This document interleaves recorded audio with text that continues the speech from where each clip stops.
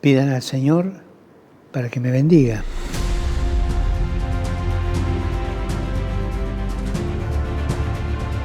La oración de ustedes me da fuerzas y me ayuda para que pueda discernir y acompañar a la Iglesia escuchando al Espíritu Santo. Por el hecho de ser Papa, uno no pierde su humanidad.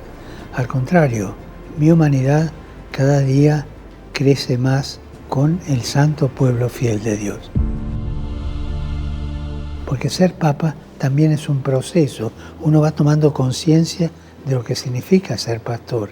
Y en este proceso aprende a ser más caritativo, más misericordioso y sobre todo más paciente, como es nuestro Padre Dios, que es tan paciente.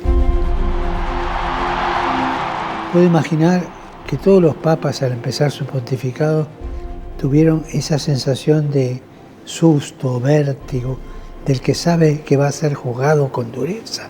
Porque el Señor a los obispos nos va a pedir cuenta seriamente.